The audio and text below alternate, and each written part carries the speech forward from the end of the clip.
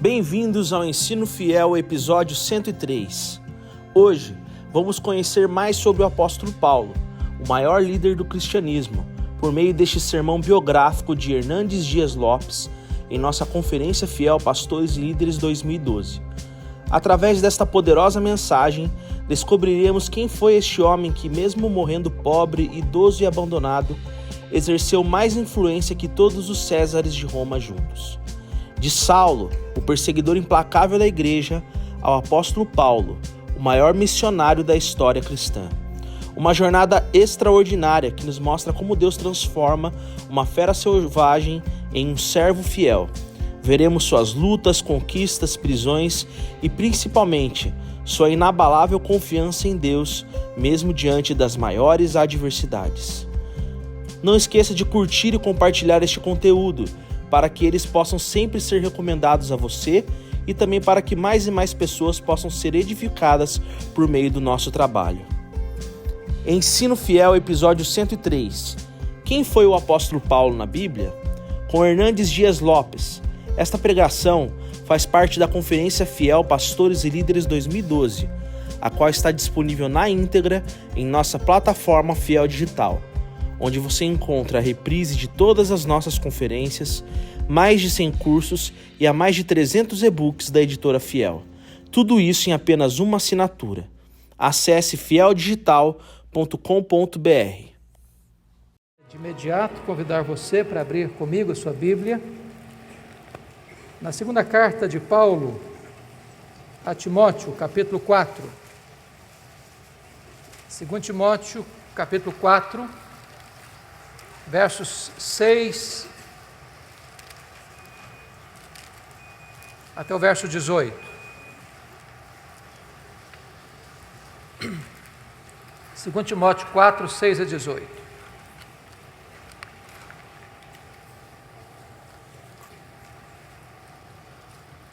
É importante entender que esta é a última carta que Paulo escreve.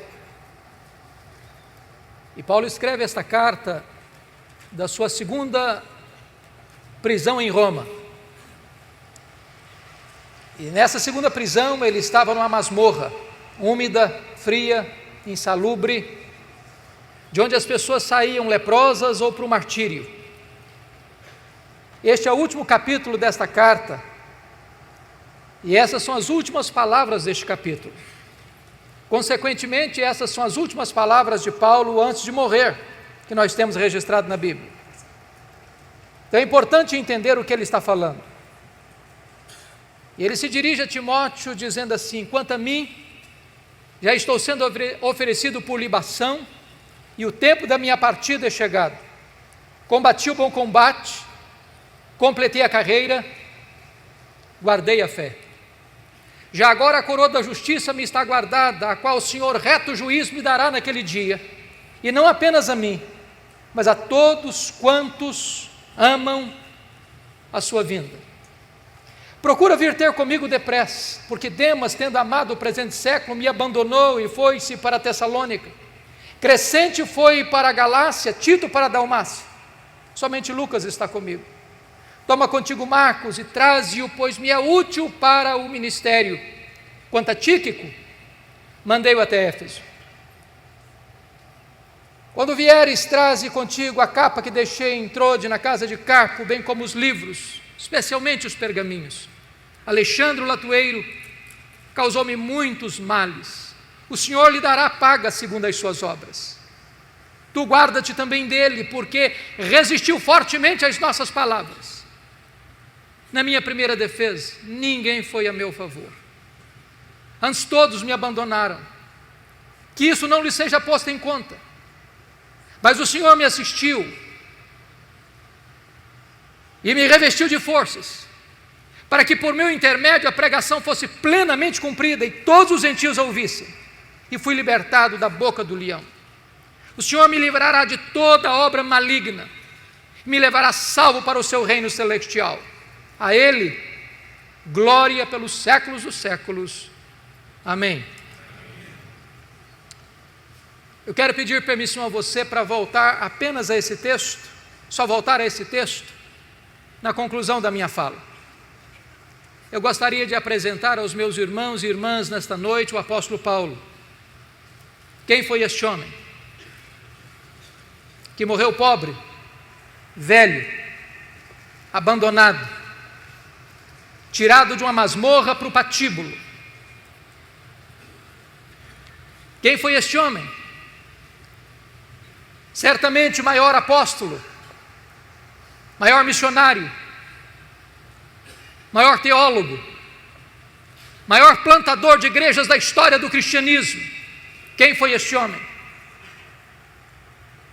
Quem foi este homem que, apesar de morrer pobre, velho, cheio de cicatrizes, possivelmente degolado, mas que é mais influente do que todos os Césares de Roma juntos? Quem é este homem? Que ainda exerce poderosa influência, pela graça de Deus, na sua e na minha vida, até hoje. Eu gostaria de apresentar a vocês, nesta noite, o apóstolo Paulo.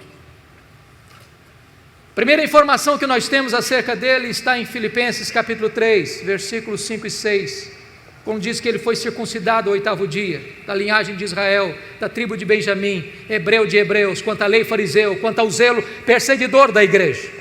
Ele era um judeu puro sangue. Sabemos à luz de Atos 22, versículo 3, que ele foi enviado pelos seus pais para Jerusalém, para estudar aos pés de Gamaliel, neto do grande rabino Hilel, para transformar-se num grande rabino, num grande mestre, num grande líder do judaísmo do primeiro século. Sabemos à luz de Gálatas 1,14 que dentre os da sua idade ele se destacou pelo seu zelo, pela tradição de seus pais. Curiosamente, este homem de fato se torna um grande homem, culto, poliglota, com a sua mente peregrina, com a sua personalidade prismática. Sua cultura era invulgar. Tanto é fato que quando ele chega em Atenas, a cidade de Péricles, de Sócrates, de Platão, de Aristóteles, dos grandes luminares do pensamento grego, ele discute com seus filósofos, estoicos e epicureus, e planta a bandeira do evangelho no centro da cultura grega, proclamando Jesus Cristo e a sua ressurreição. Quando ele escreve a sua carta a Tito, ele cita Epimênides, um filósofo do 6º século a.C. Era um homem de mente peregrina, era um homem de uma cultura invulgar, era um homem que caminhava com grande desenvoltura pelos corredores do saber humano. Porém, ao mesmo tempo que Saulo de Tarso crescia e se fortalecia em Jerusalém como um rabino judaico, um outro rabino também crescia em Israel, não na decantada Jerusalém, onde estavam os escribas, os fariseus, os saduceus, o sinédrio judaico, mas na pobre, pequena, esquecida e desprezada Nazaré da Galileia, não perlustrando os bancos de uma academia teológica, mas com as suas mãos calejadas na urdidura da luta de uma carpintaria. Aos 30 anos de idade, o rabino de Galileia vai ao Jordão, é batizado por João Batista e dá início ao seu ministério. Diz a Escritura que ele falava e pregava não como os escribas e fariseus, mas pregava como autoridade. Os cegos viam, os coxos andavam, os leprosos eram purificados, os mortos ressuscitavam e a palavra de Deus era anunciada. Mas isso provoca ciúmes e inveja no sinédrio judaico. Começam a persegui-lo, a vigiá-lo, a acompanhar-lhe os passos, com inveja. Contratam testemunhas falsas para acusá-lo, sentenciam-no, acusam-no, levam-no ao pretório romano, e o rabino da Galileia é condenado à morte, e morte de cruz, é crucificado, é sepultado para alívio do sinédrio judaico. Entretanto, no primeiro dia da semana seguinte, uma notícia explodiu em Jerusalém como uma bomba no arraial do inimigo. O túmulo do Rabi da Galileia está aberto, e aberto de dentro para fora, ele ressuscitou. Essa notícia perturbou Jerusalém, e é nesse momento que Saulo de Tarso se levanta como o maior inimigo do cristianismo, como o maior opositor da fé cristã. E o Novo Testamento nos oferece 2 retratos deste homem. O primeiro retrato, Saulo de Tarso, uma fera selvagem. É isso que está em Atos 9:1. Ele respirava ameaças e morte contra os discípulos, e essa palavra traz a ideia de uma fera selvagem que salta sobre a sua presa para devorá-la. Ele era uma fera selvagem. Senão, vejamos, 1 Timóteo 1,13, ele se define como blasfemo, perseguidor e insolente.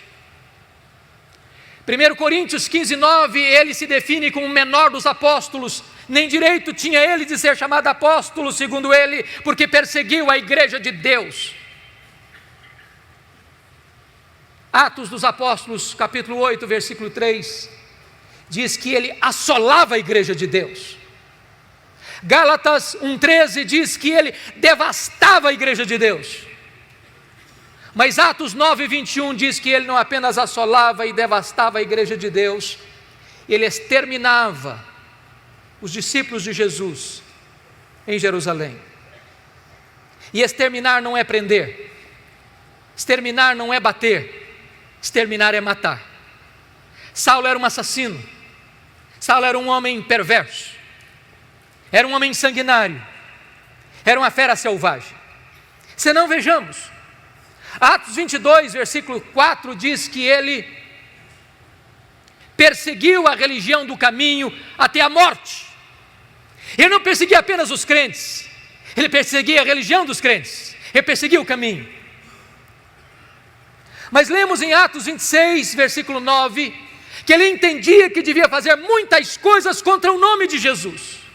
Ele não perseguia apenas os crentes, ele não perseguia apenas a religião dos crentes, ele perseguia o Deus dos crentes, ele perseguia Jesus. Mas Atos 26, versículo 10, diz que ele encerrou não alguns, não poucos, mas muitos dos santos em prisões, e contra esses muitos santos dava o seu voto quando os matavam. Ele não mandou matar apenas Estevão, ele mandou matar muita gente em Jerusalém. Ele era uma fera selvagem, ele era um homem sanguinário. Atos 26, versículo 11, diz que por muitas sinagogas ele afligiu os crentes, forçando os crentes a blasfemar contra Deus. E até por cidades estranhas, demasiadamente enfurecido, ele perseguia os cristãos. Em outras palavras, ele não perseguia os crentes apenas fisicamente, mas também psicologicamente. Ele chegava numa sinagoga e dizia: ou você nega Jesus ou eu te prendo, ou você nega Jesus ou eu te bato, ou você nega Jesus ou eu te mato. Ele era uma fera selvagem. Mas o Novo Testamento nos oferece um segundo retrato deste homem. Ele não era apenas uma fera selvagem, ele era também um touro indomável. Esta figura está em Atos 26, versículo 14, quando o próprio Senhor Jesus aparece para ele no caminho de Damasco, dizendo: Saulo, Saulo, por que me persegues? Dura coisa te é recalcitrares contra os aguilhões. Às vezes pensamos que o Espírito Santo só começou a trabalhar em Saulo de Tarso, lá no caminho de Damasco. Isso não é um fato. Eu entendo que todas as vezes que Saulo entrava numa sinagoga, não respeitando o lugar sagrado, toda vez que Saulo entrava numa casa e arrastava homens e mulheres para jogá-los na prisão, não respeitando o domicílio doméstico, todas as vezes que Saulo forçava um crente a blasfemar contra Deus, e em vez desse crente blasfemar contra Deus, preferia morrer pelo nome de Jesus, era o Espírito Santo picando a consciência deste homem, era o Espírito Santo ferroando este touro bravo. Mas esse touro bravo não quer ser amansado. Um dos instrumentos que se usa para amansar um touro bravo é o aguilhão. E esta fera selvagem, e esse touro bravo não quer ser amansado.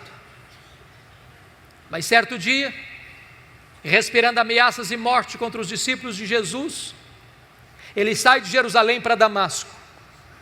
Por volta do meio-dia, o domador de touro bravos bradou desde os céus: Saulo, Saulo, por que me persegues? Dura coisa te é recalcitrares contra os aguilhões.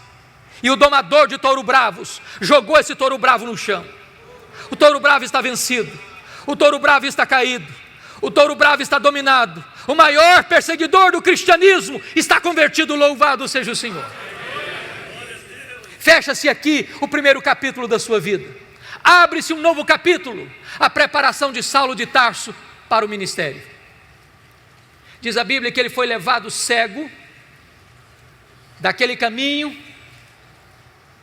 à casa de Judas, na rua direita em Damasco, onde fica 3 dias orando e jejuando. Quando o Senhor aparece a um discípulo chamado Ananias, lá em Atos 9,13, e diz: Ananias, vai à casa de Judas, na rua direita, e impõe as mãos sobre Saulo para que ele seja curado. Ananias pergunta: mas Senhor, eu tenho ouvido falar de tanta gente, quantos males tem feito este homem ao teu povo em Jerusalém. Mas o Senhor disse: vai, porque ele é para mim um vaso escolhido, e eu enviarei para longe aos gentios, e eu lhe mostrarei o quanto importa sofrer pelo meu nome. Ananias vai, impõe as mãos sobre ele e ele é curado. Saulo recebe o Espírito Santo e é batizado. E agora eu queria que você abrisse comigo sua Bíblia em Atos 9:20, por favor.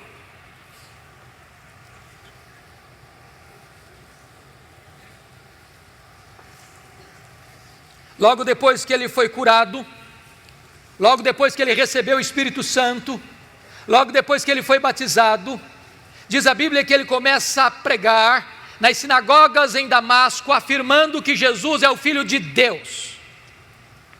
Agora olhe comigo Atos 9:22, por favor.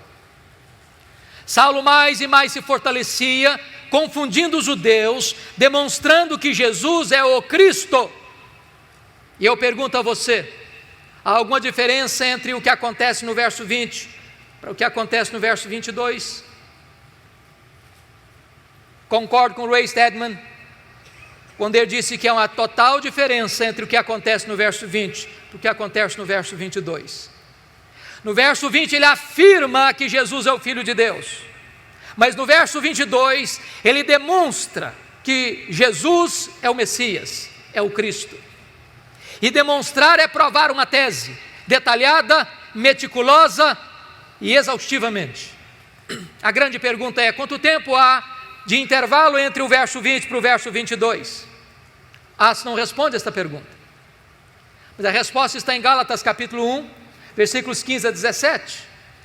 Diz que logo que ele foi convertido em Damasco, ele não subiu para Jerusalém onde estavam os apóstolos, nem consultou carne e sangue, mas o Senhor revelou-se a ele, e nele ele partiu para a região da Arábia. E conforme Gálatas 1,18, 3 anos depois, ele retorna da Arábia para Damasco. A pergunta é: o que ele ficou fazendo 3 anos na Arábia? Possivelmente um seminário intensivo com o Senhor Jesus. A teologia que ele aprendeu, não a aprendeu de homem algum numa academia. O próprio Senhor Jesus se revela a ele e nele. Certamente nesses 3 anos ele releu o Antigo Testamento e ele percebe uma coisa: aquele Jesus que ele perseguira de fato era o Messias, o Cristo. Convencido desta verdade, ele retorna agora, conforme Gálatas 1,18, para Damasco. E Ray Stedman, e eu concordo com ele, entende que o verso 22 encaixa-se exatamente aqui nesta volta, quando esta verdade está cristalina em sua mente e em seu coração. E agora ele confunde mais ainda os judeus, porque ele não apenas afirma, agora ele prova, agora ele demonstra que Jesus é o Messias. O que acontece? Os judeus querem matá-lo. Ele tem que fugir de Jerusalém, de forma humilhante, dentro de um cesto, muralha abaixo. E agora, conforme Atos 9:26, ele vai para Jerusalém. E eu queria aqui levantar uma tese. E a tese é esta: quando Saulo subiu para Jerusalém, penso eu, ele não estava ainda governado por uma verdade que marcou sua vida e seu ministério, a doutrina da nova aliança. Verdade essa que ele vai ensinar na sua segunda carta aos Coríntios, capítulo 2, a partir do capítulo 2, versículo 14, quando ele disse: graças, porém, a Deus, que em Cristo sempre nos conduz em triunfo, e por meio de nós manifesta a fragrância do seu conhecimento, tanto nos que são salvos como nos que se perdem. Para uns cheiro de vida para vida, para outros cheiro de morte para morte. Mas quem, porém, é suficiente para essas coisas? A pergunta fica no ar no capítulo 2, 16, sem resposta. E a resposta vem no capítulo 3, a partir do versículo 4, quando ele diz: a nossa suficiência vem de Cristo. Quando Moisés desceu com as tábuas da lei do Sinai, o povo disse: tudo o que o Senhor falou, nós faremos. Pergunto eu: fizeram? Não, não fizeram. O que faltou a eles? Sinceridade. Não faltou-lhes poder. Se na velha aliança tudo dependia do homem, na nova aliança tudo depende de Deus. Portanto, a tese é: quando Saulo sobe para Jerusalém, ele sobe com uma ideia na mente. Qual a ideia? Eu sou o homem mais preparado, com melhor currículo, com melhor perfil, para ser o líder da igreja de Jerusalém. E ele tinha motivos para pensar isso, por algumas razões. Primeiro, todos os apóstolos de Jesus eram galileus. E em Jerusalém, na Judéia, os galileus eram recebidos com preconceito e desprezo. Tanto é fato que quando o Pentecoste aconteceu, o Espírito Santo foi derramado, as pessoas, ao olharem aquele fenômeno, olharam com ceticismo. O que quer isso dizer? Outros com preconceito: são galileus. Outros com zombaria: estão bêbados. Saulo deve ter pensado: esses galileus jamais poderão lograr êxito no centro nevrálgico da religião, que é Jerusalém. Segundo lugar, os apóstolos de Jesus eram homens iletrados, e Jerusalém era a capital intelectual da teologia. Lá estavam os doutores da lei, lá estavam os escribas, lá estavam os fariseus, lá estava o sinédrio. Saulo deve ter imaginado: eu tenho o melhor perfil, eu tenho o melhor currículo, eu tenho o melhor preparo, eu conheço Jerusalém, eu conheço os corredores eclesiásticos dessa cidade, eu conheço os intestinos dessa cidade, eu persegui a igreja aqui, eu fui criado aqui, eu tenho o melhor perfil para ser o grande líder da igreja. Confira comigo o que aconteceu. Atos 9, 26, quando ele chega na igreja, os discípulos não acreditaram na conversão dele. Pensaram que ele estava blefando, pensaram que ele estava sabotando a fé cristã, e bateram a porta da igreja na cara dele. Nem recebido ele foi. Mas Atos 9, 27 diz que Barnabé o acolheu, o apresentou aos apóstolos, eles o receberam, e ele começou a falar e a discutir com os helenistas, entrando e saindo, e de repente os helenistas resolvem matá-lo. E quando os discípulos escutam isso, chegam para Saulo e dizem: Saulo, você não pode ser nosso pastor, você tem que ir embora da nossa igreja. Eu estou me dirigindo a alguns pastores aqui, e vocês sabem que não é fácil para um pastor querer ficar numa igreja, e os membros da igreja não quererem que ele fique na igreja. Não é fácil para um pastor estar convencido de que ele deve permanecer, e os membros estão convencidos que ele deve sair. Sabe o que aconteceu com Saulo? Ele não foi embora. Mas não era apenas os membros da igreja que queriam que ele fosse embora, não. Deus mandou ele embora. Confira comigo Atos 22, versículo 17. O próprio Deus apareceu para ele numa visão, enquanto ele orava, e disse: vai embora de Jerusalém, porque eles não vão te ouvir. Irmão, ser mandado embora da igreja pelo conselho da igreja é uma coisa, ser mandado embora da igreja pela assembleia da igreja é uma coisa, mas ser mandado embora da igreja pelo próprio Deus, parece que não resta outra opção. Sabe o que Saulo fez? Ele não foi embora. Não foi. Veja comigo o versículo 18 de Atos 22, porque ele começa a discutir com Deus, ele começa a razoar com Deus, ele começa a ponderar com Deus, diz: mas Senhor, eu persegui a igreja aqui, quando matou Estevão, tua testemunha estava presente, consentia nisso, até guardei as vestes daqueles que o apedrejaram. Sabe o que está dizendo para Deus? Deus, o Senhor vai cometer um grande erro estratégico me tirando, eu sou o cara, eu tenho o melhor currículo, eu tenho o melhor perfil, o Senhor não pode fazer isso. Sabe o que aconteceu? Deus não mudou de ideia, foi Saulo quem teve que mudar e mudar-se. Deus diz: vai, Sabe o que aconteceu com ele? Ele não foi. Volta comigo, por favor, para Atos 9:30. Diz que os discípulos se reuniram e levaram-no até Cesareia. Preste atenção, que ele não foi, ele foi levado, ele não saiu, saíram com ele. Ele saiu de Jerusalém como Ló saiu de Sodoma a reboque. E de Cesareia mandaram-no para onde mesmo? Para Tarso. Onde era Tarso? A cidade que ele nasceu. Sabe o que Deus está dizendo para esse cara que pensa que é insubstituível? Deus está dizendo: meu filho, arruma as malas e volta para casa, porque tudo depende de Deus e nada de você. Mas o pior não havia acontecido. Ele ficou em Tarso cerca de 10 anos no anonimato. Para alguém que queria tanta liderança, ele fica 10 anos no esquecimento, longe dos holofotes. Mas se isso não bastasse, o pior vem aqui em Atos 9:31. Diz que no dia que ele arrumou as malas e foi embora da igreja de Jerusalém, a igreja passou a ter paz e passou a crescer. Você quer coisa pior para um pastor do que isso? Sabe o que Deus está dizendo para esse homem? Tudo depende de mim, nada depende de você. Era preciso que ele aprendesse essa lição primeiro.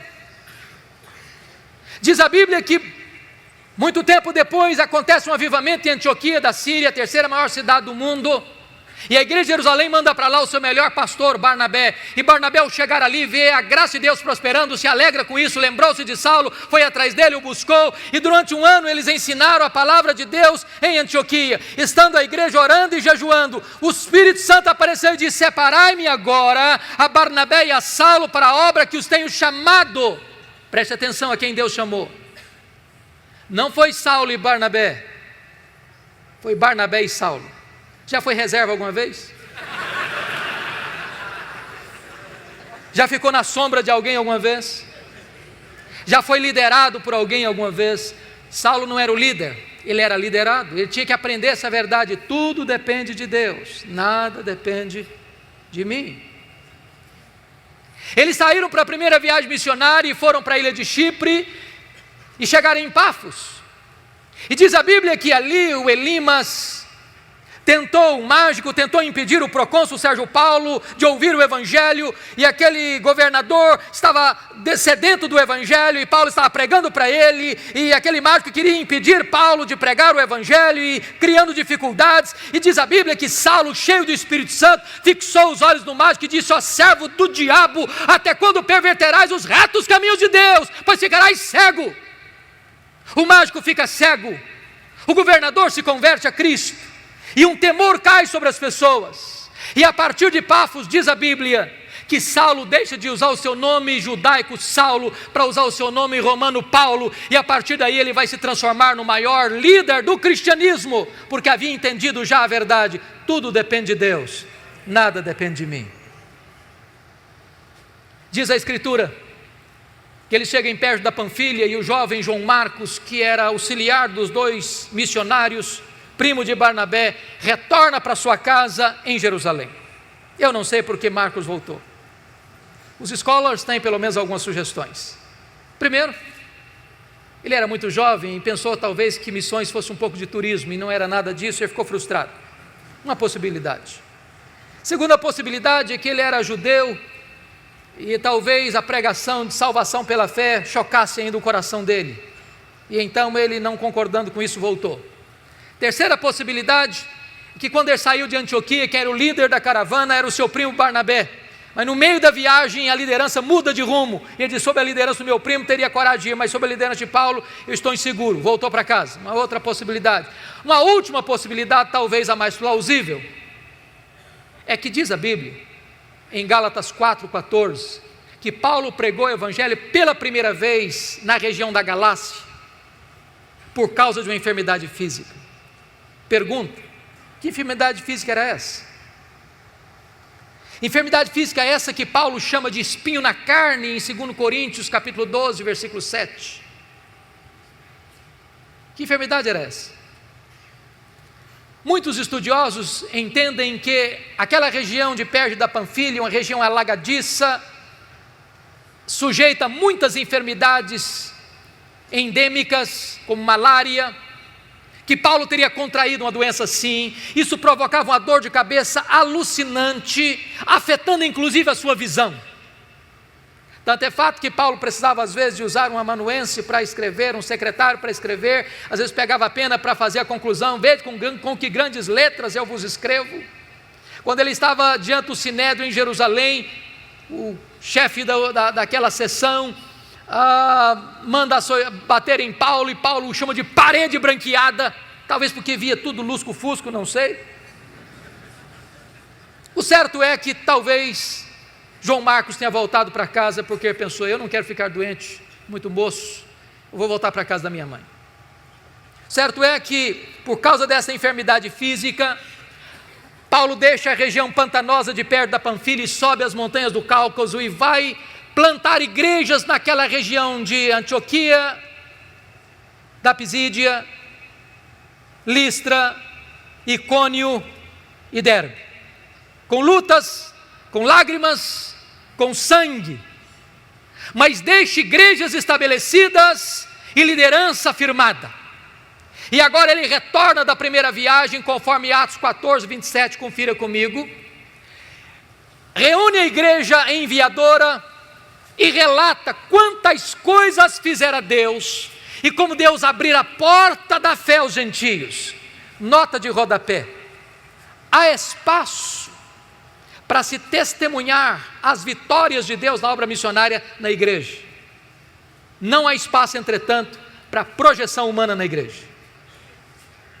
Não relataram eles quantas coisas fizeram eles, mas quantas coisas fizera Deus. Nós somos apenas os instrumentos, quem faz a obra é o próprio Deus. Mas percebam uma coisa, amados: quando a obra de Deus avança, a oposição surge. Porque logo em Atos 15, 1, diz que quando alguns membros da seita dos fariseus ouviram isso, que os gentios estavam se convertendo, e apenas pela fé em Cristo eles estavam sendo recebidos, eles desceram de Jerusalém para Antioquia e começaram a dizer para os crentes neófitos gentios: se vocês não guardarem a lei de Moisés, se vocês não se circuncidarem, vocês não poderão ser salvos. Ora, isso é perversão da verdade, isso é perversão do Evangelho, isso é agregar alguma coisa a mais ao sacrifício de Cristo, isso é dizer que só a fé em Cristo não é suficiente para a salvação. A teologia não está boa. E quando a teologia não está boa, quanto mais se prega, pior fica. É necessário que a igreja se apegue à verdade, que a igreja volte à verdade, que a igreja proclame a verdade, porque pregar uma heresia torna a situação mais grave e pior do que antes. Por isso a igreja não podia avançar na obra missionária sem primeiro fazer uma correção de rota. Convocaram um concílio em Jerusalém, os presbíteros, os apóstolos se reuniram. Ali falou Pedro, ali falou Paulo, ali falou Barnabé, ali dirigiu Tiago, e aquele concílio toma uma decisão, escreve a decisão, nomeia uma comissão, envia as igrejas para que as igrejas fossem informadas, mostrando que só a fé em Cristo é suficiente para a salvação. Teologia boa, é hora de voltar para a obra missionária. É importante dizer que de Antioquia Paulo escreve possivelmente sua primeira carta, a carta aos Gálatas, para denunciar a influência terrível e devastadora desses judaizantes na igreja. Agora olha comigo, por favor, Atos 15, versículos 36 a 41. Diz o texto que Paulo chega para Barnabé e diz: Barnabé, vamos voltar para a segunda viagem missionária? Barnabé diz: vamos, Paulo. Só um detalhe: meu primo João Marcos, que nos abandonou lá em perto da Panfilha, quer voltar de novo. Diz a Bíblia que Paulo disse: eu não acho justo levarmos aquele que nos abandonou desde perto da Panfilha. Comigo ele não vai. Ele não serve para ser meu companheiro de viagem. Eu não quero na minha companhia. Barnabé tentou constranger Paulo a receber e aceitar João Marcos, mas Paulo foi irredutível. Comigo ele não vai. Diz a Bíblia que houve tal desavença entre Paulo e Barnabé por causa de João Marcos, que eles não puderam caminhar juntos mais. Então, Paulo pegou Silas, profeta da igreja de Jerusalém. Barnabé continuou investindo em João Marcos, seu primo. Nota de rodapé: os líderes não deveriam brigar, mas às vezes brigam. Os líderes não deveriam ter desavenças, mas às vezes têm. Mas até quando os líderes brigam e têm desavença, o plano de Deus não pode ser frustrado. Porque agora, em vez de uma caravana, nós temos duas. E a obra de Deus se espalha. O livro de Atos passa pelo relato de Paulo e Silas, e eles querem ir para a Ásia, e eles são impedidos pelo Espírito de Deus. E Paulo escuta uma voz de um varão macedônio: passa Macedônia e ajuda-nos. E ele entra na Macedônia, ele entra no Ocidente. Louvado seja Deus, porque a obra missionária inclina-se para nós. Preste atenção nisso. Deus dá a direção, mas Paulo escolhe os melhores métodos. Se você perceber, Paulo só se fixa em cidades estratégicas. Filipos era a colônia romana. Tessalônica era a capital da Macedônia. Bereia, importante cidade da região. Atenas, capital intelectual do mundo. Corinto, capital da Caia. O que ele está nos ensinando? Estratégias missionárias. Vamos plantar uma igreja? Vamos. Em que cidade? Vamos comprar um terreno para construir um templo? Vamos. Em que bairro? Em que rua? Que terreno vamos comprar? Porque às vezes nós compramos o pior terreno, da rua mais escondida, do bairro mais distante, da cidade de mais difícil acesso, e ficamos 40 anos com uma congregação. Há poucos dias um seminarista me disse que ele trabalha numa congregação presbiteriana que tem 120 anos como congregação, nunca foi organizada igreja. Se nós plantássemos igrejas estratégicas podem influenciar a sua micro-região, e é isso que Paulo está nos ensinando. Mas quando você faz a obra de Deus, pela direção de Deus e pela melhor metodologia, não significa que você vai ter vida fácil. Paulo foi preso e açoitado em Filipos, Paulo foi escorraçado em Tessalônica, Paulo foi enxotado de Bereia, Paulo foi chamado de tagarela em Atenas e foi chamado de impostor em Corinto. De Corinto ele escreve as suas 2 cartas aos Tessalonicenses. Ele fica ali 18 meses e estabelece a obra de Deus naquela região. Dali ele sai para Éfeso na sua 3ª viagem missionária. Éfeso era a capital da Ásia Menor, uma cidade cosmopolita de mais de 300 mil habitantes na época, onde ficava o templo de Diana, 8 vezes maior do que o Partenon. Cidade eivada de idolatria, porque os nichos do templo de Diana era o fator que aquecia o comércio da cidade. Era uma cidade marcada pela feitiçaria, pelo ocultismo. E diz a Bíblia que em 3 anos que Paulo fica ali, a idolatria declina, a feitiçaria entra em colapso. As pessoas vão se convertendo, confessando publicamente as suas obras, queimando seus livros de ocultismo em praça pública, e a palavra de Deus prevalece em Éfeso. E nos 3 anos que Paulo passa ali, ele influencia toda a Ásia Menor. Quando você lê o relato das igrejas do Apocalipse, Éfeso, Esmirna, Pérgamo, Tiatira, Sardes, Filadélfia e Laodiceia, essas igrejas tiveram um profundo impacto do ministério de Paulo nesses 3 anos em Éfeso, e passa a ser a igreja mais estratégica do Novo Testamento, porque na verdade, Paulo manda para lá 2 cartas, as 2 cartas a Timóteo, quando era pastor de Éfeso. O apóstolo João escreve seu evangelho, suas 3 cartas da cidade de Éfeso, e aquela igreja influencia o mundo. De Éfeso, Paulo escreve as suas 2 cartas à igreja de Corinto, e agora está saindo de Éfeso para ir para Jerusalém, porque conforme Gálatas 2:10, ele tinha assumido um compromisso de ir para os gentios, mas não se esquecer dos pobres. Conforme Atos 18:2, quando na época de Cláudio, os judeus foram expulsos de Roma, e muita gente estava passando necessidades, e Paulo está levando uma oferta para os crentes judeus, colhido das igrejas gentílicas. E quando ele chega na Macedônia, nessa viagem ele para escrever a sua carta mais importante, sua carta aos Romanos. E ele pede oração à igreja de Roma pela viagem que faria, para que ele não fosse morto no caminho pelos rebeldes, e para que a igreja recebesse bem a oferta que ele estava levando. E você pergunta, mas como assim? Você já fez alguma oração assim? pedir oração para que alguém receba um presente que você quer oferecer? Por que Paulo está pedindo oração? Sabem por quê? Porque Paulo não estava interessado apenas em assistir materialmente a igreja pobre da Judéia, ele estava interessado em costurar a unidade espiritual da igreja. Porque ainda muitos crentes judeus tinham reservas com os crentes gentios.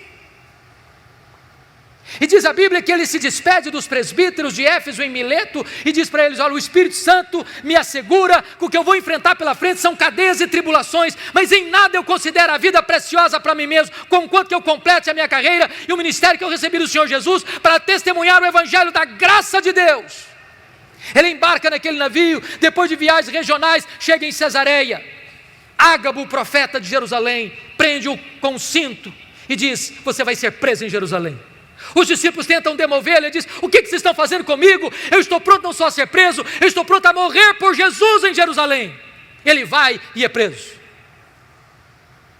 é acusado,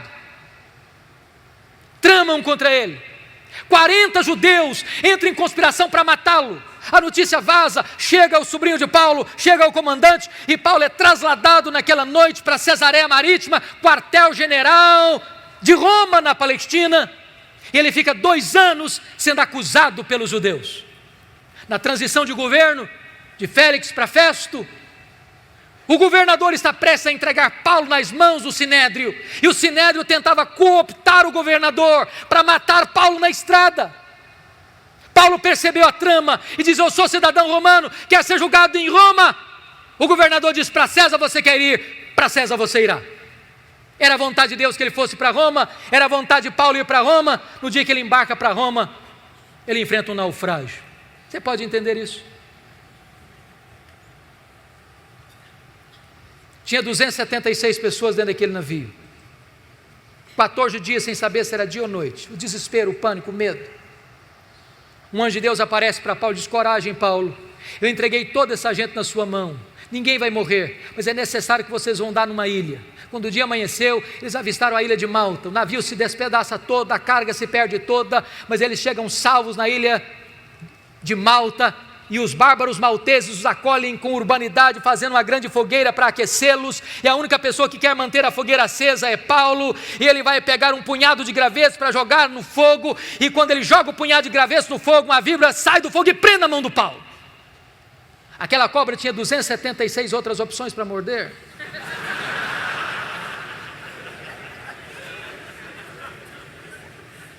E quando os malteses viram a cena, gritaram: é um assassino, tenta se livrar do mar, a justiça não o deixa viver, vai cair, vai inchar, vai morrer. Não caiu, não inchou, não morreu, mudaram de opinião, é um Deus. Não é nem um assassino, nem um Deus, é o servo do Deus vivo. Na verdade não foi a tempestade que levou Saulo para a ilha de Malta, foi a mão da providência divina. Quando você pensa que a sua vida está à deriva, quando você pensa que a sua vida está de ponta cabeça, na verdade, Deus está no controle e Ele está trabalhando a seu favor para que todas as coisas cooperem para o seu bem, você que ama Deus.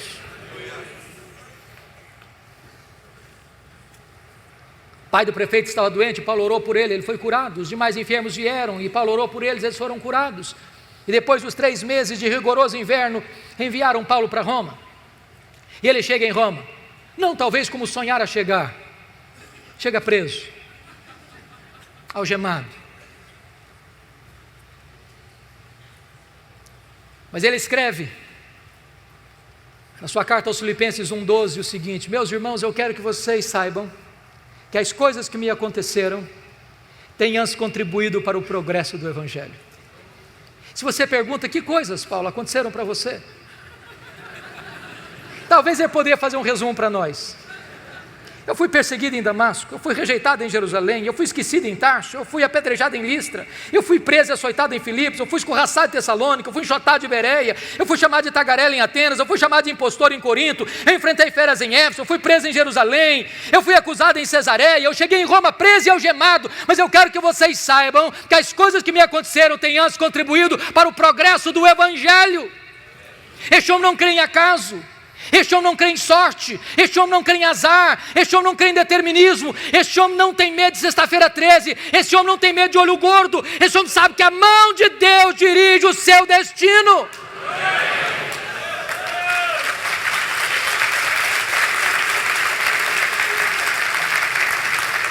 Porque ele estava preso em Jerusalém, diz a Bíblia, que a igreja foi mais encorajada a pregar. Aliás, Ray Stedman disse uma coisa interessantíssima, ele disse que um dos melhores métodos e mais eficazes métodos de levar a igreja ao crescimento, eu pessoalmente não gosto dele, é botar os pastores na cadeia. Se os pastores forem presos, a igreja se levantará.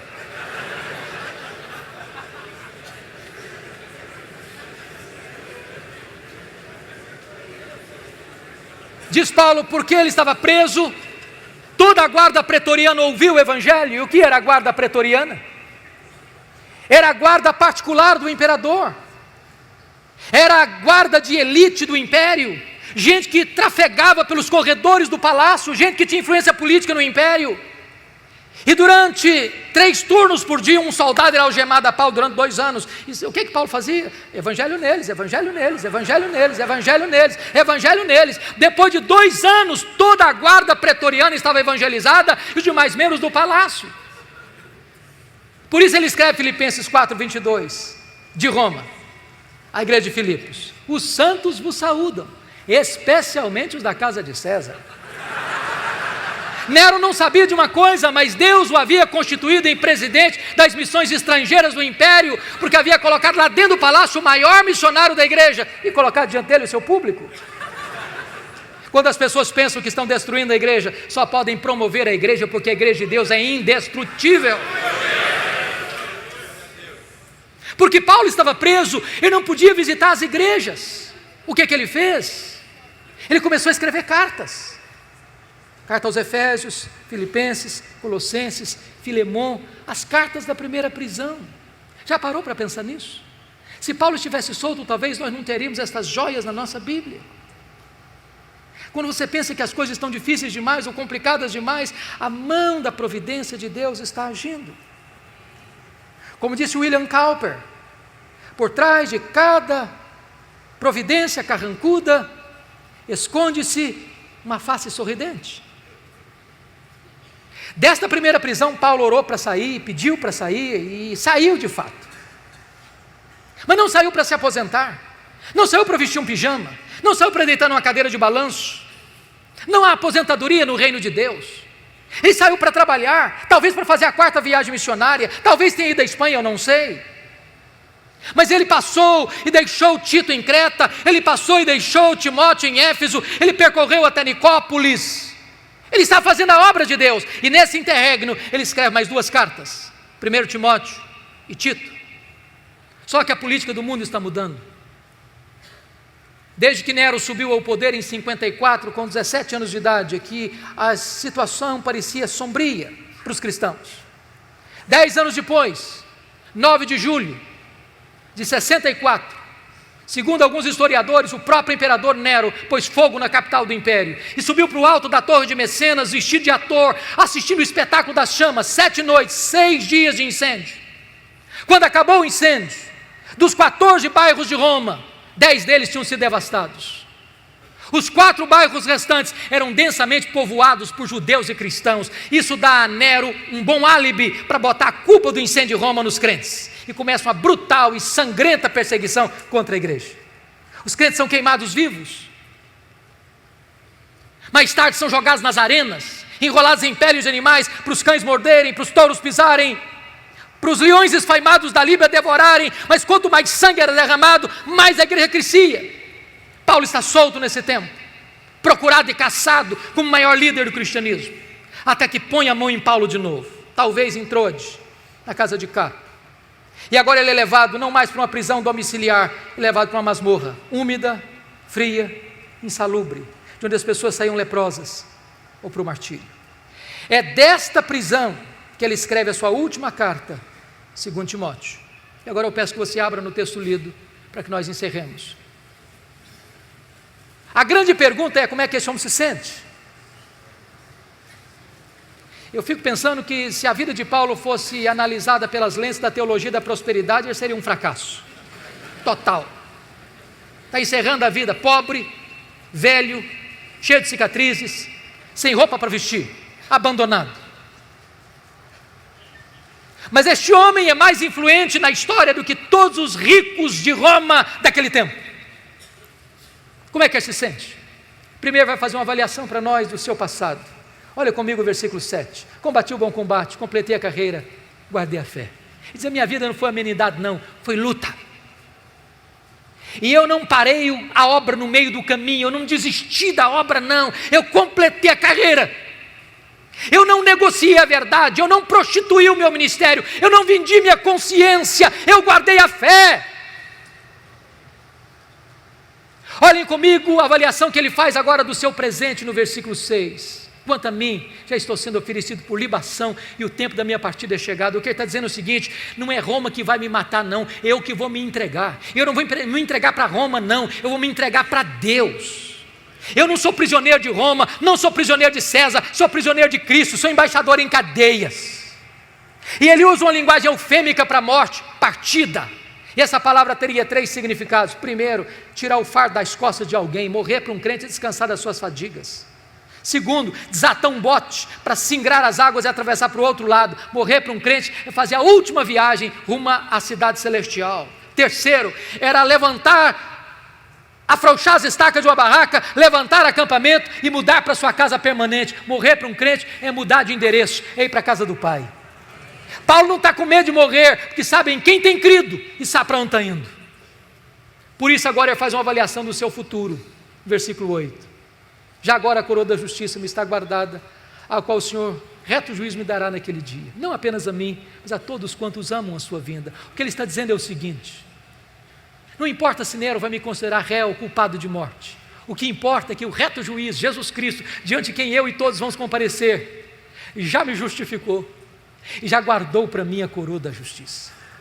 Eu não estou indo para a espada de Roma, eu estou indo para a glória. Eu estou indo para receber a minha recompensa eterna. Mas irmãos queridos, este homem não é um super-homem, não é um super-apóstolo, ele é um homem. E ele não tem nenhuma dificuldade em repartir conosco seus sentimentos e as suas emoções antes de morrer. Ele vai falar para nós os dramas que ele está vivendo. E o primeiro drama que este homem enfrenta é o drama da solidão. Olha comigo o versículo 9. Procura vir ter comigo depressa. Olha o versículo 21. Venha, meu filho, mas venha antes do inverno. Olha o versículo 11. Quando você vier, filho, traz Marcos com você. Ele me é útil para o ministério. E eu amo esse versículo, porque eu o comparo com Atos 15, 36 a 41. E um dia Paulo disse, comigo ele não vai, ele não serve para andar comigo. E no final da vida Paulo diz, traz esse menino, eu quero ele pertinho de mim, eu quero encostar minha cabeça no peito dele antes de morrer. Nunca é tarde para nós restaurarmos relacionamentos feridos. Não é fácil chegar no final da vida e sentir solidão, não é fácil. Segunda coisa que Paulo está dizendo para nós é que ele enfrentou o drama do abandono. Olha comigo o versículo 10. Porque Demas, tendo amado o presente século, me abandonou. Meus irmãos, não é fácil ser abandonado no final da vida. Não é fácil ser abandonado na hora que você mais precisa de ajuda. Não é fácil ser abandonado por aquelas pessoas em quem você investiu tanto e agora, na hora que você mais precisa de um companheirismo, de um apoio, essas pessoas te deixam no meio do caminho. Não é fácil lidar com isso, e Paulo está lidando. Terceiro lugar, olha comigo por favor, Paulo está enfrentando o drama da traição. Olha o versículo 14. Alexandre o latueiro causou-me muitos males. Dizem os historiadores que foi este homem que delatou Paulo, culminando na sua segunda prisão e no seu consequente martírio. É gente que apunhala pelas costas, é gente que puxa o tapete, é gente que celebra quando você chora, é gente que ri quando você está angustiado, é gente que pensa que a vitória dele é o seu fracasso. Paulo está lidando com traição. Não é fácil ser traído, não é fácil. Mas olha comigo o versículo 15, porque Alexandre não resistiu apenas ao pregador, resistiu também à pregação. Tu, Timóteo, guarda-te dele, porque resistiu fortemente às nossas palavras. Quarto lugar, Paulo está enfrentando o drama das privações. Olha o versículo 13 comigo. Ele enfrenta 3 privações. Ele precisa de gente. Deixa eu dizer uma coisa para você: gente precisa de Deus, mas gente precisa de gente. Ele está precisando de gente, fazer companhia para ele. Segundo, ele está pedindo: quando você vier, meu filho, traz os meus livros, especialmente os pergaminhos. Sabe o que me impressiona em Paulo? Que ele sabe que vai morrer e quer estudar. Tem gente que passa a vida inteira e não estuda nada, e quer alimentar sua mente com a verdade de Deus. Em terceiro lugar, ele está enfrentando privações físicas. O inverno está chegando, o versículo 1 está dizendo aí. O inverno em Roma chega a temperaturas abaixo de 0. E dentro de uma masmorra é mais frio lá dentro que lá fora. E uma pessoa velha sente mais frio do que uma pessoa nova. Você já parou para pensar nisso? O maior pastor, o maior missionário, o maior teólogo, o maior plantador de igrejas da história do cristianismo, não tem sequer uma capa velha para usar na velhice. Quantas vezes você e eu reclamamos da vida, tendo casa para morar, tendo carro para andar, tendo comida sobre a mesa, tendo roupa quente para vestir.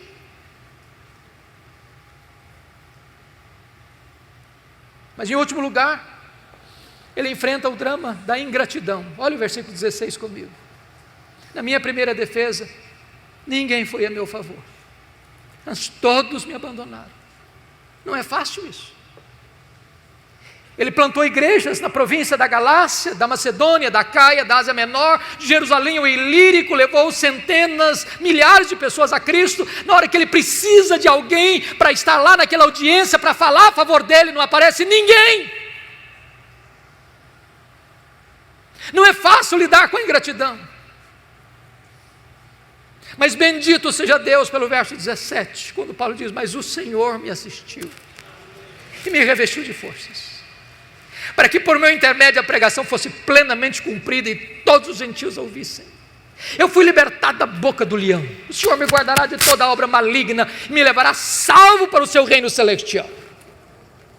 Eu quero dizer para você, meu irmão, minha irmã, pode faltar a você o apoio dos homens, mas não lhe faltará o apoio de Deus. Pode faltar a você o apoio da terra, mas não lhe faltará o apoio do céu. Eu termino aqui dizendo o seguinte: quis Deus que a última cena da vida de Paulo não estivesse registrada na Bíblia, mas na minha mente esta cena está registrada, e eu gostaria de partilhar com vocês aquilo que eu vislumbro dessa cena. Houve um dia,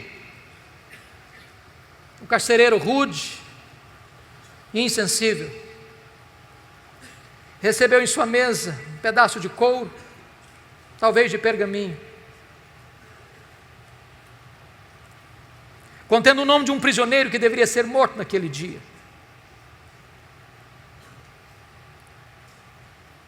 Eu vejo esse homem levantando-se da sua cadeira, pegando um pesado molho de chaves numa mão, uma tocha de fogo na outra mão.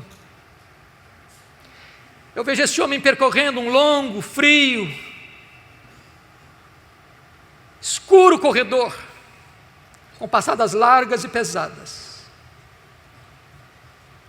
Eu vejo esse homem abrindo uma porta de ferro pesada e entrando para aquela masmorra escura, com a facho de fogo na mão, e gritando: prisioneiro Paulo, prisioneiro Paulo, prisioneiro Paulo. E lá do fundo da masmorra o velho responde: sou eu estou aqui. Ele é acorrentado,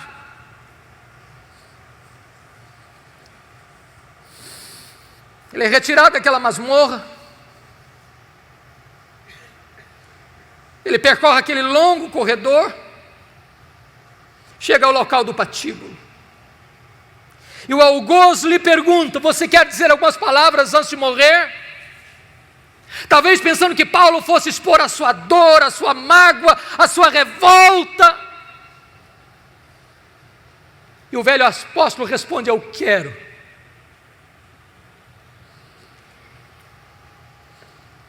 Paulo ergue os olhos aos céus e diz a ele,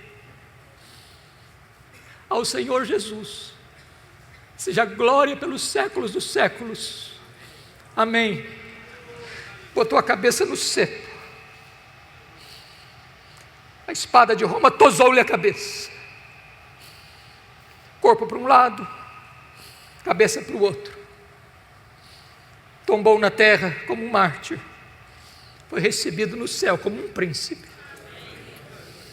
Este homem que diz para você e para mim: sede meus imitadores, como eu sou de Cristo. Que Deus nos ajude a viver este cristianismo maiúsculo, superlativo, para a glória de Deus. Obrigado por ter nos acompanhado em mais um episódio do Ensino Fiel. Não se esqueça de avaliar ou curtir este episódio e de compartilhar também com outros irmãos. Até a próxima, que Deus te abençoe.